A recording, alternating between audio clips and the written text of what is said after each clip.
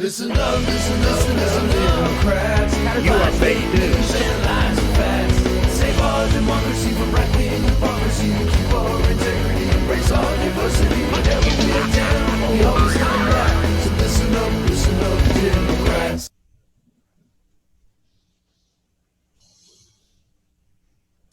Welcome to Progressive Oregon. My name is Larry Taylor.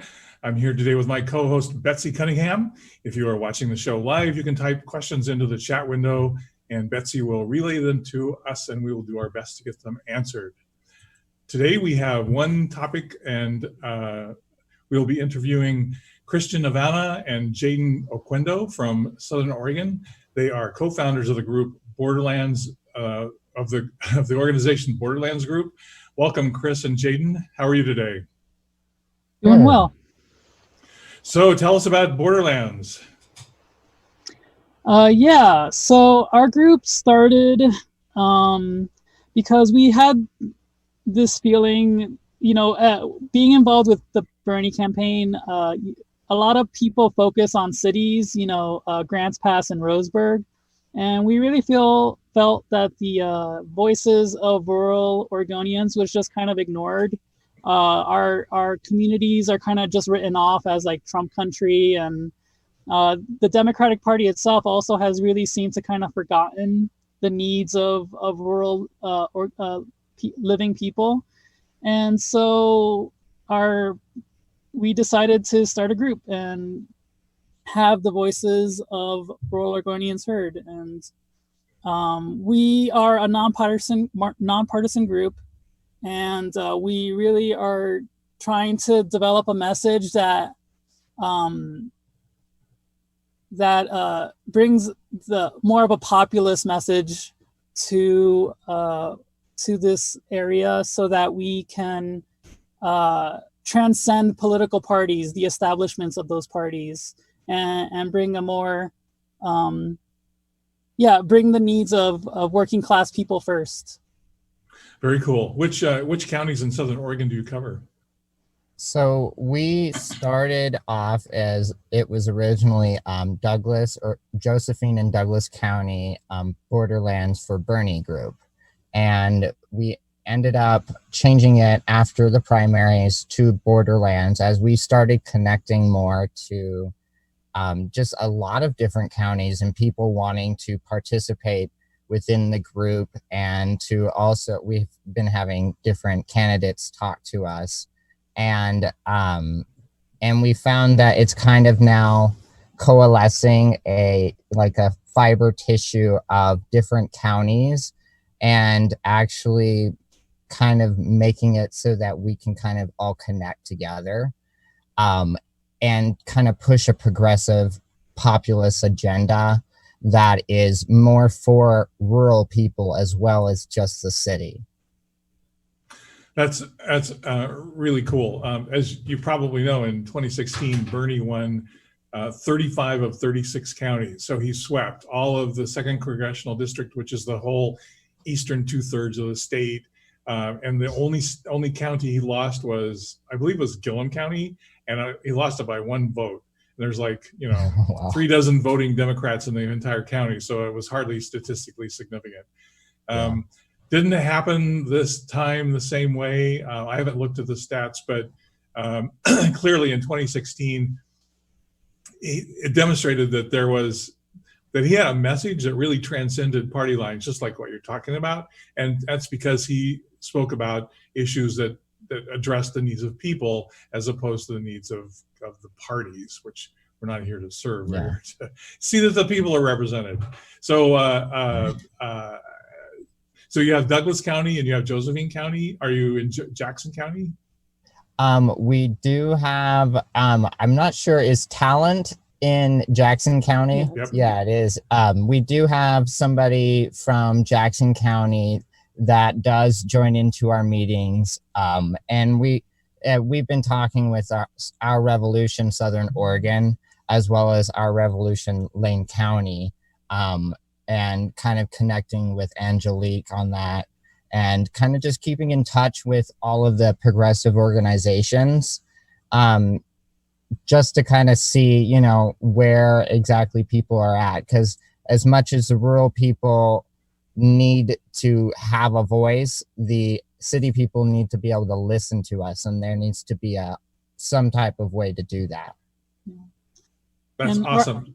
What are the, oh, go ahead. Oh, our founding meeting was in January, so we're still a pretty young group. And as our activist works continue to happen, I'm looking forward to expanding westward towards like Coos Bay and south along the coast, just to continue to connect, create this network of rural living people. Yeah, that would be great. It's so hard to reach into those rural counties because they don't even have the infrastructure to meet the way we have to meet these days. Zoom is so assumed to be universal in areas that have the internet. Right. So what are the top 3 issues that your group is working on? So our top issues that we've been talking about within our group lately has been our local campaigns. So we are helping right now. We were helping a few different candidates. Nick Hertz, try to push him, as well as Cat Stone, and we were also pushing Doyle Canning.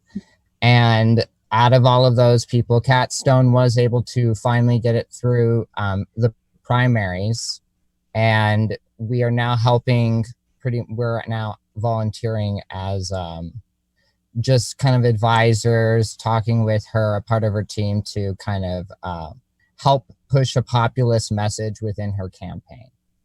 Which city is she from? She is from Roseburg, Oregon, and she is she worked as a timber mill worker. She's a 2nd-generation timber mill worker. And she's also a registered nurse now.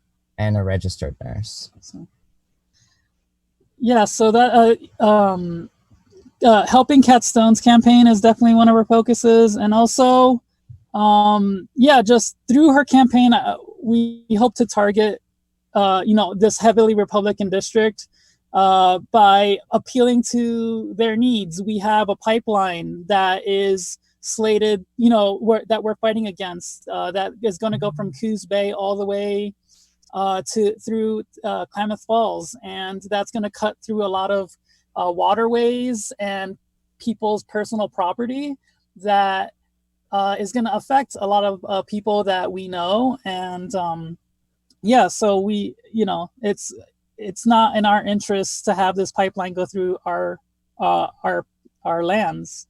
And another thing that I'm going to be working towards for the next couple years is the Oregon's People's Rebate.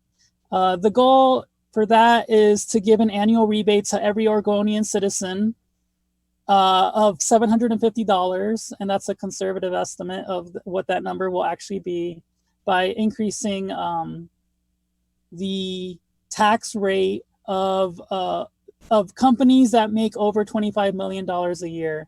So that would only affect 1,000 to 2,000 companies in Oregon. And that's something that I am personally really excited about. It has the potential to really increase the revenue that flows throughout the state of Oregon. Like, for example, Merlin, Oregon, which is a small town north of Grants Pass, if this Oregon rebate happened, they would actually get an increase of $600,000 flowing through that community. And it's something that could really help stimulate the economy all throughout the state, from cities to rural townships and stuff like that. Who's the backers of that initiative? So far, we just met with one organizer, and I am totally blanking on his name, to be 100% honest. But yeah, we're going to be getting it. We just went to the first information session on it just yesterday, actually. This is very new. So we're going to continue to get familiar with it, and I look forward to working with that campaign. Cool. Has Kat taken a position on LNG? So far, I know that she has, I'm pretty sure she is anti-LNG. I couldn't say 100%, but she's backed everybody that was against the LNG. I only don't feel comfortable saying 100% because I don't know if I directly asked her, because I just almost assumed, because she's always for everybody that's been anti-LNG. But I will make sure that we get a full stance on that. She definitely, we all have had discussions on that, and it's definitely something that we all are feeling close to our hearts, because no one likes the government or an outside country coming in and stealing our resources just to end up exploiting us, and then us end up having the sewage and the bad water because of their poor makings of this technology. Yeah, I think exporting energy should be a treasonable offense, but that's just my opinion. Yeah. I'm going to step out on the limb for Kat, and I'm going to say, yeah, she's against LNG. She's actually was part of Umpqua Watersheds, which is the main environmental group in Douglas County. So, you know, I'll risk saying that Kat is anti-LNG. Definitely. Any questions on the line? Yeah, Betsy. No. Okay. So what's the status of the race? Is she running against an incumbent, or is it someone new? It's an incumbent Republican named Dallas Hurd. Oh, Dallas. And we have been listening to some of his talks, and we have been looking at some of his policies. He's a typical, he kind of takes the Republican-esque of, anti-government, very daddy-esque about how the government is trying to control the children. And it's kind of repugnant in the way that he ends up speaking about a lot of the actual healthcare policies, and how he ends up just kind of not caring about his seat whatsoever. He's not really, he's even said that he doesn't really care about if he gets elected or not. He's not really, I don't know. I think that if we end up targeting rural areas, I think we can actually get some of those people out to vote against this guy. He's pretty rich, and he doesn't seem to understand the working class like we do. So something that we are experiencing here in the northwest corner of the state is Timber Unity. Have they become a player in politics in your area? Extremely. And that's one of the biggest target issues that we will, as Democrats or any left-leaning person, will run into issues at the moment for, is that this Timber Unity seems to be very tribal. But it's based on people's income and people's beliefs of what they feel are right within the country to be, or like our state to be able to actually do. We had them get involved in a very nasty county commissioner campaign here in Clatsop County. They have spent months running a negative campaign, ruining the reputations of two hardworking, solid, progressive candidate or incumbents who work for nothing, because in our county, the county commissioners do not get any compensation. And it was extremely divisive. One of the things that they did was they had Right to Life come in and do a mailer to all of the Republicans and non-affiliated voters, showing babies and going on about how the incumbents were anti-life, which was completely fabricated because neither had taken a position on women's choice issues at all. Yeah. Good luck with that. Were they involved in the primary at all in your county? So as far as our county is concerned, they, at least for Dallas Hurd, I don't really think he ran against anyone. He won by like 99% of the vote for the Republicans. For Kat, she won our county, I think, around 76% of the vote. And she actually kind of goes in specifically about the timber issue. She, of course, believes in green energy, but she also, as working in a timber mill, understands the work and the labor and the people that are trying to keep continuing that labor and continuing that effort. And there has to be a balance. And there is one thing that she is very specific on, and it's actually getting a timber severance tax, which is making sure that the large corporations that are out of state that end up buying our land and destroying it will be able to they'll have to end up paying an extra higher tax just to be able to use our land and resources, giving it back to the Oregonian state, giving us initially a much less of a tax burden in the middle class. Taxing for destroying the state, I think that's a great idea. How about they not destroy the state in the first place? Yeah. So what are the other top issues that you'll be working on? So do you want to go with any? Go ahead. So some of the things that we are very strongly for and working. Did you ask about sorry, we missed the first part. Did you ask about the Catstone or our Borderlands group? Oh, Borderlands. Okay. So with Borderlands, I think one of the main things that we want to get is to actually kind of like, our goal is to start pushing agendas that are more local based, which are going to be small businesses, as well as farmers, as well as local workers, as well as the poor, because it ends up being that's what makes up the rural working class people.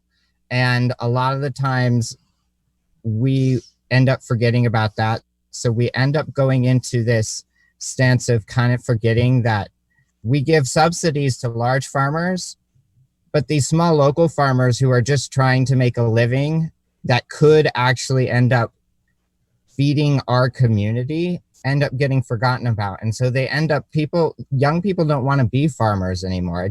You don't make any money out of it anymore. And we need to somehow make a way to make those people have an option to be able to kind of push for a better, more sustainable community, feeding people more localized, as well as pushing out that this can be something that we can do everywhere. It doesn't have to be just in the mountains like we are. And also one thing I would add is that, in founding this group, I've gone to so many Zoom meetings at this point of like various progressive groups. And one thing that I really find common within like Democratic circles, whether it's progressive or not, is that we are like the youngest people in the meeting by like a large margin. And to be honest, I am motivated to help change that, because we have a lot of issues with with the economy, with climate, and our generation is having to deal with that more and more and more. And it's just with our group, we're hoping to be starting the show and bringing information to help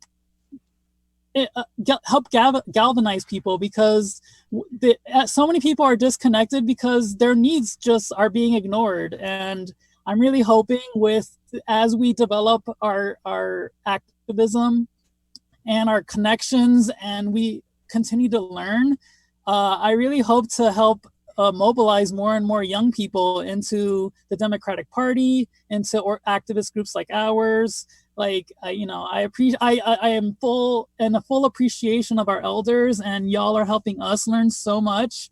But I really hope that we can create a movement of young people to help take over and move forward together. Yeah, it's because my generation is going to be gone in probably a decade. So we got to turn the keys of the car over to somebody. It's really unfortunate what has happened with the progressive movement and the way that the youth have been treated, both within the Democratic Party and just in general. how the Sanders campaign has turned out this year has been extremely disappointing. But what I keep trying to emphasize to people is that if you are a Democrat, this is your party. It is not their party. They do not get to control things. We control things if we have the will to do it. And if we would just stop exiting the party and stay and form a coalition and organize and work together, we could actually have a very progressive Democratic Party here in Oregon. Yeah, I think it's my personal opinion is on this is like we need to continue to stay in the party.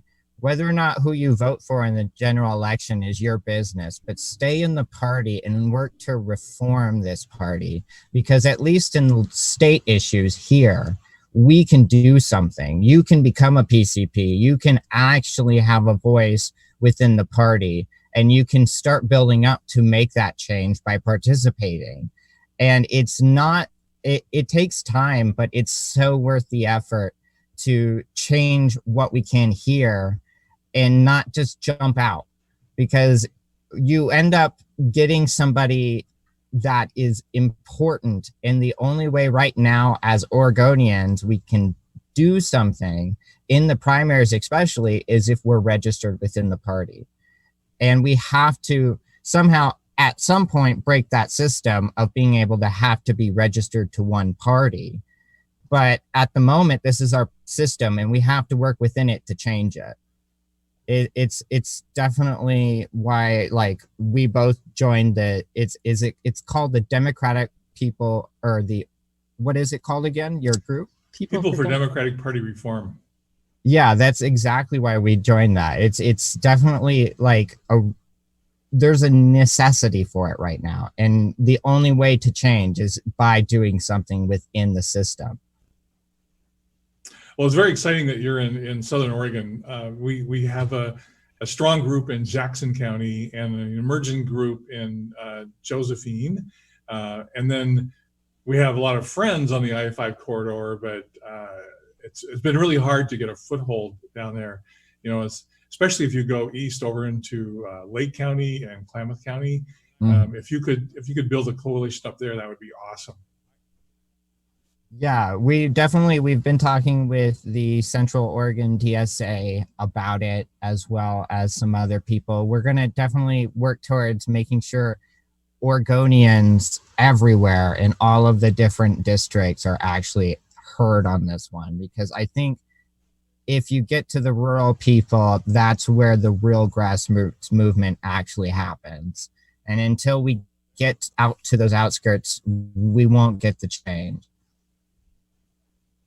So what else are you working on? So one thing that we specifically are talking about wanting to change is getting more PCPs in our districts, or in our little precincts, because we have a lot of different, I think 22 in ours specifically. And they end up, I think we have 5 people all together on our PCP list. And it was me, because I'm one of them, Joanne, one of our group members, and Bruce, one of our group members, are also a part of it. And we're trying to gain more Democratic members within that system to help change the vote, so that we don't end up having to vote within a party system. Because in our goal as populists is to not really care about the 2-party system. And the only way we can fully get out of that is to have a free vote and have a full democratic vote. And the way that they have it right now in Oregon is it's not fully democratic. A lot of people end up not being able to vote for the certain people they want to, because they didn't register correctly in time, or they want to vote for one person, but they also want to vote for another person on the other side. And they don't get that option in primaries. And it's kind of it's just a ridiculous way and non-democratic whatsoever. You think? For the past, How many times? Betsy, how many years have we been doing this? So at least the last 3? No, actually, it was out. 3 Yeah, cycles. 2017.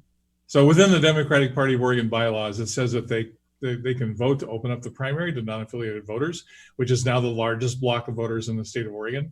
And this last time, we had people on the staff flat out lie to the members of the Central Committee, representing a position of the Democratic National Committee that doesn't exist. They were just flat out lying, saying that we couldn't do that. When I have seen the language inside the charter saying it's really up to the states to decide who to allow to vote.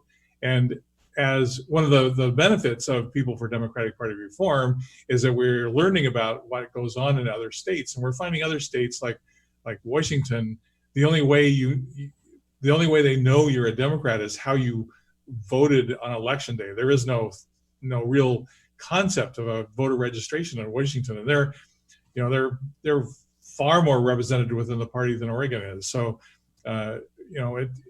it's really hard getting people to understand that we're being lied to, and that we need the truth and we need facts in order to make good decisions.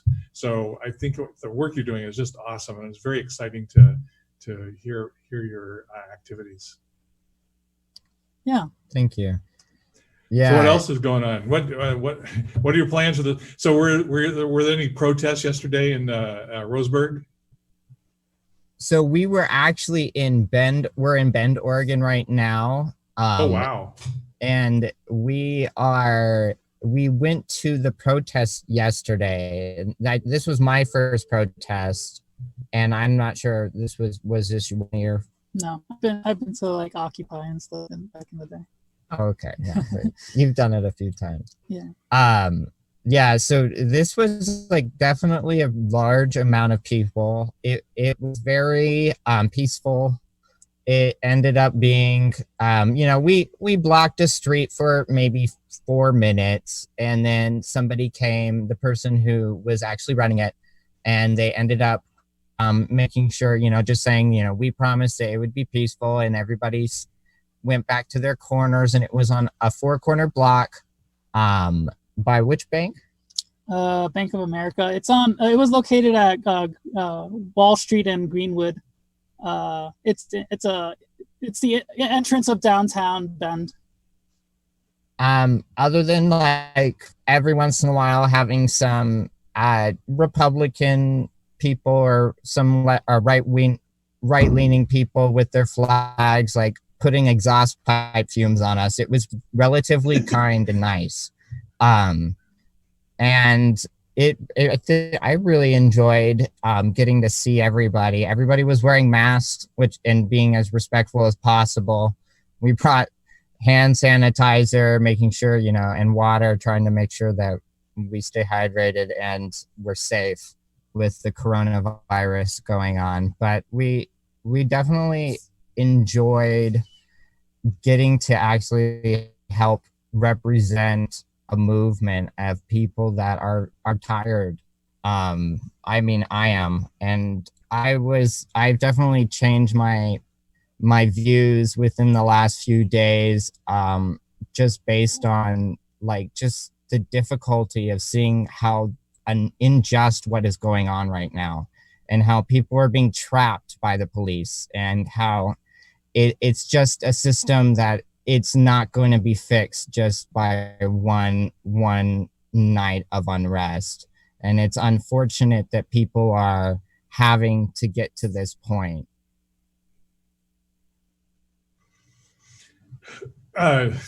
Did you make contacts yesterday in Bend?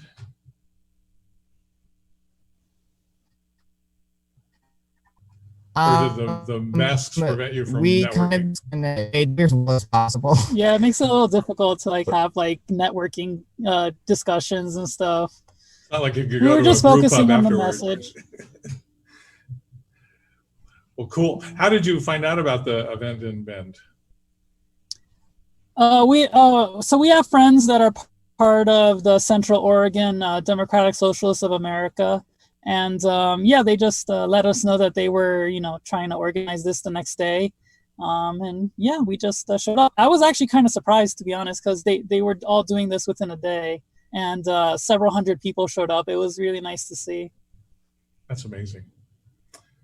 Wow. Well, what's next on your list of things to do? I guess this radio show that we're trying to develop, or YouTube online show, Video podcast. Yeah. So as we develop our message, like most media to a rural Oregonians, it comes from mainstream like news channels, and there's not really a progressive voice that reaches our local communities. And so yeah, we hope to develop this show to help inform people on projects that we can start working on as a community, and yeah, just helping push push activities that help benefit our citizenry. And I don't think we've talked about this very much on Progressive Oregon, but one of the things that Uphill Media is currently doing is we're in the process of acquiring a low wattage FM station. And yeah, even though the area it serves is very small, it's like 10 miles in diameter, what that allows us to do is produce shows that we can then distribute to other low voltage FM stations in rural Oregon, and give them all the progressives out there an alternative to what they currently get, which I have been to rural Oregon, and I know that the radio menu is pretty limited. So yeah, that getting you connected up with that process would be very cool as well, because that seems like that's your audience. Yeah, it definitely would be. It's kind of what my push would be at some point, to be able to, I feel like conservatives have like a hold on talk radio, and there's a lot of voters that end up just listening to that, because especially in rural Oregon, like we barely have internet, and we normally, when we were at home in Milo, we are calling on like a house phone, because internet service just doesn't do the Zoom meeting. We don't have enough for it. And it's definitely something that is able to get to reach out to more people that way. And that would be something that is definitely a good idea. Any local television shows or news, radios, are definitely ways to get out to rural Oregonians. Well, the good news is we're 2/3 of our way through our fundraising goal to get this initial phase kicked off. So people have been enormously generous. We do need to make another about $2,000 in order to feel comfortable launching it. So if anyone watching the show would like to contribute to the establishment of the FM radio division of Uphill Media, we would really appreciate your contribution. You can donate directly to Uphill Media at donate.uphillmedia.org.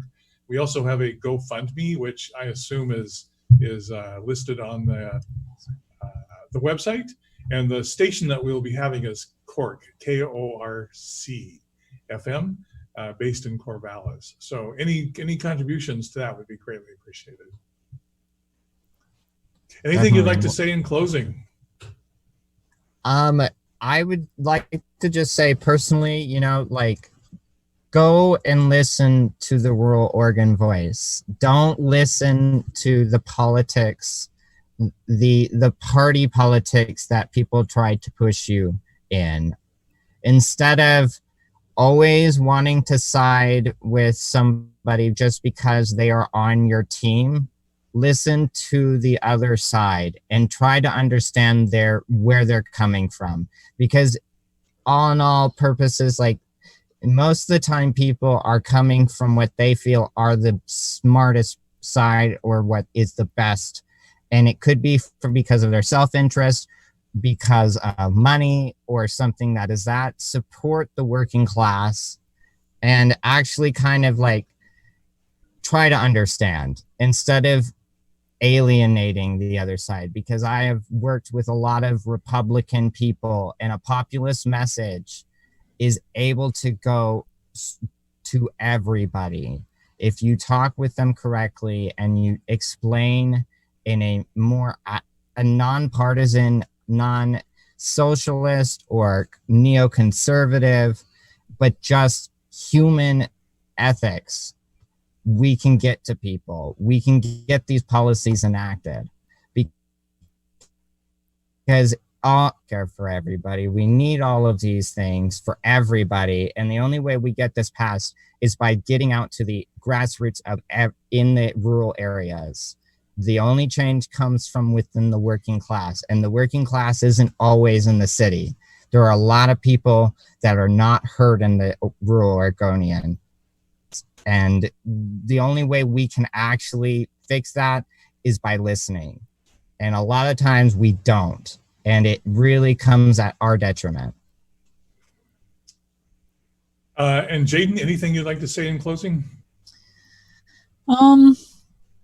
No, just thank you for your time and for having us on here. It really means a lot. And yeah, I am really excited to see, where things go with Christian and I. Part of our, like most of our groups, something really special is that we have this little network of elders, and I really it's kind of heartwarming. I really feel like they're kind of like our mentors, and they're passing along their knowledge and their experience, and it feels really special to just like absorb that and feel cared for and like encouraged. And I feel like there's a lot that Christian and I are putting on our plate, but I am excited to rise to the challenge and learn and explore this state and learn about it. And I'm excited to do that work. Very cool. Well, thank you so much for your activism and the work you're doing, because that's exactly how we are going to change the politics of the state. So everyone, just in case you didn't pick up on it, they will be launching their own show soon. We have to work out the details, but we will publicize it as soon as those are established. So thank you, gentlemen. Have a great time in Bend and drive home safely. Thank you. As we mentioned in the show, the new initiative in Oregon is joining with a national movement called People for Democratic Party Reform. We are astonished at what we are finding in other states. We just did analysis of what's going on in Nevada and in North Carolina, and it's pretty appalling, the arrogance by which the leadership of those state parties have been treating their members. And you just wonder how they get away with it. So what we are doing is working with them and explain to them the ways in which they can fight back, whether it is during meetings or if we have to take it to the higher level and issue challenges with the Democratic National Committee. We will get, we will get democracy restored to the Democratic Party. As you might have heard, Robert's Rules of Order undergoes a revision about every decade, and the new edition is coming out in August. We are looking forward to it because it's my understanding that they will address this whole issue of rights and online meetings in that edition. When the last edition was published, it was just the beginning of the internet. And so, there's some references to it, but it's not particularly strong. They are very clear about online meetings having to be of the same nature as an in-person meeting, and the leadership cannot use the fact that you are doing a meeting virtually as a reason for curtailing your rights. So you cannot have your rights taken away unless you agree to it or you let them. And so what we are teaching people is how to assert their rights and take those rights back. The book will be released in August, and so as soon as we get a hold of that, that will be the new reference material for all the groups, of which about 90% of the groups in America uses Robert's Rules as their parliamentary authority, and we will review all that stuff. If you would care to join People for Democratic Party Reform, the website is pdpr.org. We have now listed on there the parliamentary opinions on what's going on in North Carolina and Nevada. And we have also the resolutions which PDPR passed last Friday, calling for the state parties to clean up their act. It's hard to believe, but North Carolina was actually having meetings in Slack and thinking that that would pass as a decision-making process, which it can't. So yeah, you're more than welcome to go out and see what's happening in these states. And then even though they're very specific to North Carolina and Nevada, you can see if they're happening in your state. And then if you would like, we can review your state's bylaws and see if there's things that we can help you out with there for reasserting your rights. If you care to follow me on Twitter, the Twitter account is ltaylor_PDPR. If you would like to purchase your People for Democratic Party Reform, we have a whole line of merchandise now for you to purchase. All of the material is made to order, so there's no inventory that we have to maintain, and a small percentage of the proceeds go to pay the expenses of PDPR. So anything that you buy would be greatly appreciated. And again, if you would like to help with the funding and finish off the fundraising for the acquisition of the FM station, you can donate that at donate.flmedia.org, and we will get that applied. We're hoping to close the deal in June. So the sooner we can raise the final $2,000, the better off we will be. Former shows can be seen at live.flmedia.org, and you're welcome to go there. Betsy, are there any final questions from the line that we would like to answer today? No, there are no questions. Quiet audience today. Thank you, Betsy, for getting up and helping us with the show. Yeah. Oz, I believe we are done. Thank you, everyone, for joining us today. Yeah, I just want to give a quick shout out. Thank you, Al Walski, for your super chat. It's much appreciated. We're going to be ringing the bell, and you can also catch the Larry Show and many other Uphill Media productions at Rockfin. Please sign up. It's free, and there's a lot of great content over there.